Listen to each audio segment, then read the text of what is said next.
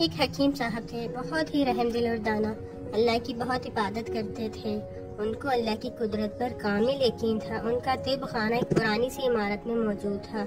حکیم صاحب روز کام پر جانے سے پہلے اپنی بیوی سے کہتے، آج کے لیے جو بھی سامان چاہیے ایک پرچی پر لکھ دو۔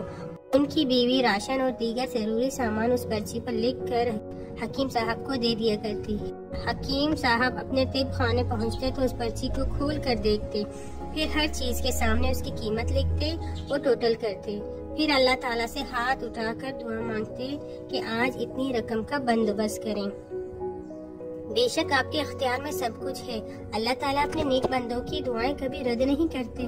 ایسا ہوتا کہ جو رقم اس پرچی پر لکھی ہوتی اس کا بندوبست ہو جاتا تھا۔ ایک دن حکیم صاحب اسی طرح گھر سے کام کے لیے نکل رہے تھے جب انہوں نے بیوی سے کہا، جو سامان چاہیے اس پرچی پر لکھ دو۔ بیوی نے ضروری سامان پرچی پر لکھ دیا۔ حکیم صاحب طب خانے پہنچے۔ کچھ مریض آئے ہوئے تھے، ان کا علاج کرنے میں مصروف ہو گئے۔ جب علاج کر چکے تو مریضوں کو رخصت کیا اور پھر ایک کرسی پر بیٹھ کر پرچی کھولی۔ حکیم صاحب پرچی پر لکھی ہر چیز کے آگے اس کی قیمت لکھ رہے تھے کہ جب آخری چیز پر جا کر ان کا قلم رک گیا، وہ حیرانی سے پرچی کو دیکھ رہے تھے اور سوچ رہے تھے کہ اس کی بیوی نے یہ کیا لکھ دیا۔ ان کو اپنے کندھوں پر ایک بھاری ذمہ داری محسوس ہوئی۔ پرچی پر جو آخری چیز اس کی بیوی نے لکھی تھی وہ تھی بیٹی کا جہیز۔ حکیم صاحب نے گہرا سانس خارج کیا اور اس کے آگے لکھ دیا، یہ اللہ کا کام ہے، اللہ ہی جانے، اور پھر پرچی واپس کرتے کی جیب میں رکھ دی۔ حکیم صاحب کی دکان کے سامنے ایک گاڑی آ کر رکی۔ حکیم صاحب نے اتنی توجہ نہ دی کیونکہ یہ کوئی نئی بات نہیں تھی۔ ان کی دکان پر کوئی گاڑی والا دوائی لینے آیا ہوگا۔ اس گاڑی سے ایک 40 سالہ شخص نکلا۔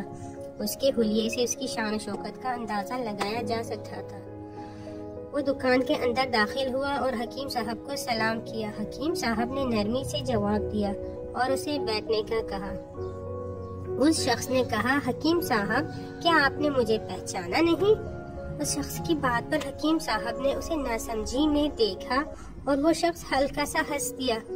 آپ کیسے پہچانیں گے؟ میں 14 سال پہلے آپ کے پاس آیا تھا۔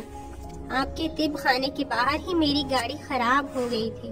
اس وقت بہت تیز بارش ہو رہی تھی۔ آپ نے مجھے دیکھا اور مجھے دکان کے اندر آنے کی دعوت دی۔ میں نے آپ کا شکریہ ادا کیا اور آپ کی دکان پر ایک کرسی پر بیٹھ گیا۔ میرے قریب ہی ایک بچی بیٹھی تھی جو آپ کو کہہ رہی تھی کہ مجھے بھوک لگی ہے، اور آپ اسے کہہ رہے تھے ابھی تھوڑی دیر میں چلتے ہیں۔ پھر میں نے سوچا